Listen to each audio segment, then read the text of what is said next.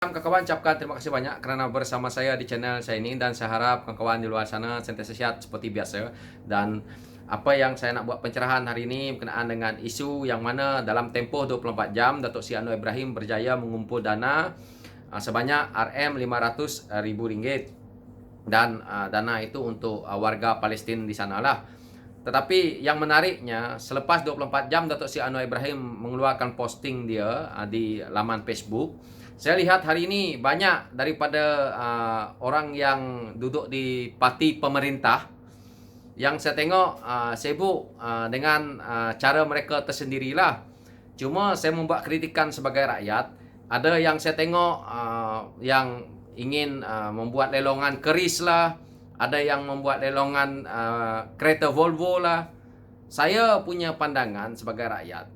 Saya melihat Datuk Seri Anwar Ibrahim seorang tokoh politik dan ketua pembangkang, bukan duduk dalam kerajaan, tetapi boleh mendapat dana dalam waktu 24 jam RM500,000. Begitu senang. Ini pandangan saya sebagai rakyat. Kalau kamu semua yang menonton channel ini ataupun saya sendiri menjadi ahli politik, untuk saya nak mendapat dana untuk nak membantu rakyat Palestin itu, kalau saya lah yang sebagai ahli politik, saya rasa untuk mendapatkan 100,000, 200,000 tu senang-senang. Rakyat boleh bantu walaupun dalam keadaan susah nih, saya yakin. Tetapi kenapa perlu saya tengok nak buat lelongan keris lah, nak buat lelongan kereta lah. Ini pada pandangan pribadi saya, harga keris berapa saja? Adakah harga keris yang 4-5 bilah, 10 bilah ini boleh mencecah 200-300 ribu? Memanglah saya tidak salah juga saya kalau saya mempertikaikan hal ini. Tetapi lebih baik kamu buat kutipan derma daripada orang awam nih. Kamu sebagai orang yang memerintah negara hari ini, senang-senang saja untuk mendapatkan dana nih, senang-senang saja untuk meminta daripada orang untuk menderma nih. Rakyat Malaysia ni sangat baik. Begitu juga dengan isu yang saya tengok, sampai nak buat lelongan kereta Volvo. Untuk apa? Bukan tidak baik, tetapi kita fikirlah, Volvo berapa aja harga Volvo lama? Kalau Volvo baru tak apalah. Betapanya kita lihat pemimpin kita yang ada hari ini, bagaimana mereka untuk mendapatkan dana untuk membantu pun mereka dengan cara seperti ini. Ini pada saya membuktikan siapa mereka dan kenapa mereka dalam keadaan seperti ini untuk membantu Palestin. Ketua Pembangkang Datuk Seri Anwar Ibrahim, petik aja macam ni, anggap aja macam tu, boleh dapat 500,000. Bayangkan kalau Datuk Seri Anwar Ibrahim menjadi menteri. Kita tidak usah cerita lah Datuk Seri Anwar Ibrahim menjadi Perdana Menteri lah. Datuk Seri Anwar Ibrahim jadi menteri saja sudah cukup. Dan daripada hasil yang dia buat kutipan 24 jam itu berjaya 500,000, baru hari ini kita tengok pihak kerajaan yang mana duduk kerajaan baru sibuk. Apa mereka selama ini tidak mempunyai idea untuk nak diketengahkan dalam isu nak membantu warga Palestin ni? Bila tengok Datuk Seri Anwar Ibrahim berjaya mengutip dana sebanyak 500,000, sibuk nak buat lelongan keris lah, nak sibuk buat lelongan Volvo lah.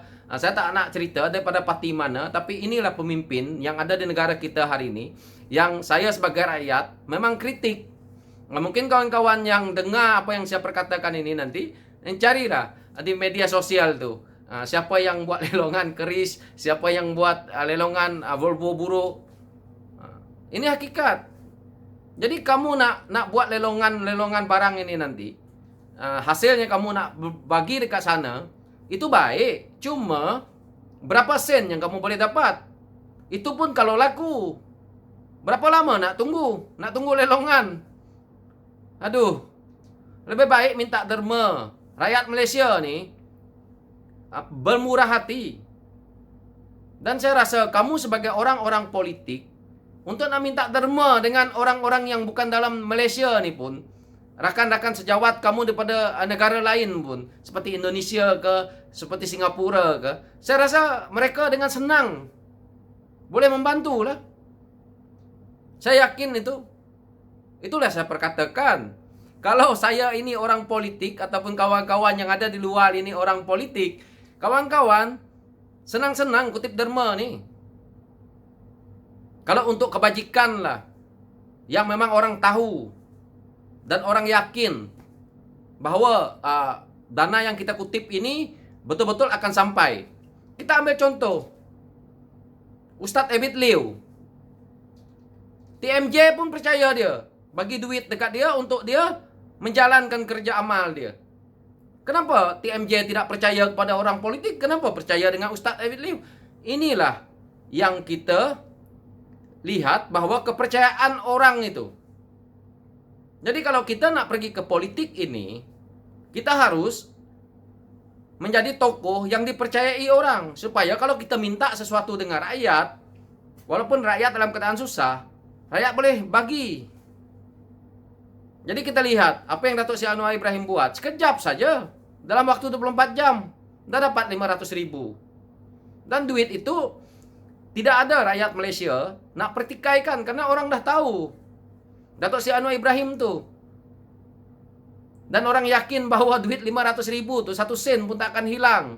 Dan orang yakin bahawa Datuk Seri Anwar Ibrahim akan dermakan semuanya dana itu ke Palestin.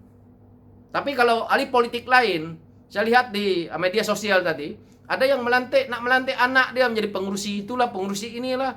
Benda lah. Benda orang nak segera dapat berapa terus kantarlah ke sana. Tidak perlulah nak pengurusi ini, nak tubuh ke badan amal kan, nak tubuh ke badan ini kan, tak perlu. Apalah caca marba orang politik negara kita ini hari ini.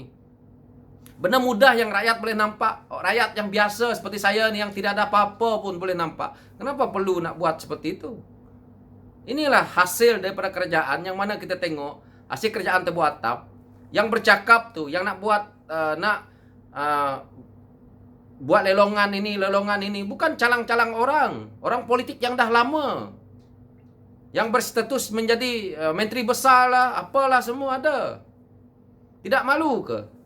Datuk Seri Anwar Ibrahim lilek je jadi ketua pembangkang boleh dapat duit, dapat dana untuk nak salurkan ke sana.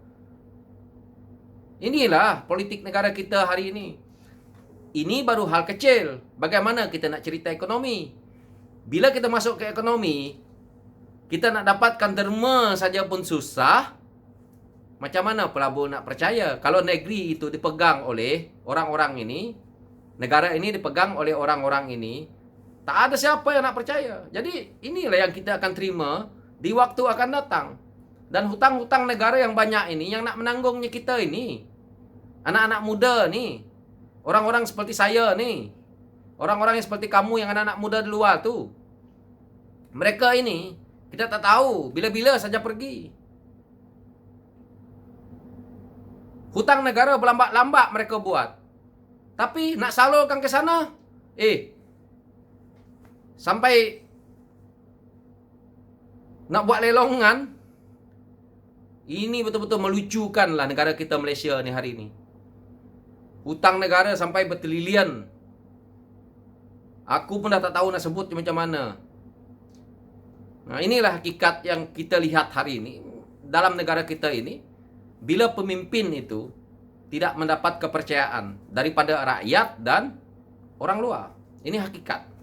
Jadi pada saya, pemimpin-pemimpin ini sebelum terlanjur jauh lagi, mungkin selepas ini masuk ke PRU ke-15, rasa-rasa dah tak okey, baik mengundurkan diri lah, cukup lah, makan sajalah duit pencen, duduk ke rumah baik-baik, jaga anak cucu. Itu pada saya lebih baik daripada tidak dapat kepercayaan daripada rakyat. Dan inilah pencerahan saya hari ini, yang tak kemana-mana, yang sekadar kita share dan pandangan pribadi saya. Okey kawan-kawan, sekian, terima kasih. Dan siapa yang makan cili, terasalah pedasnya, itu saja. Okey, thank you.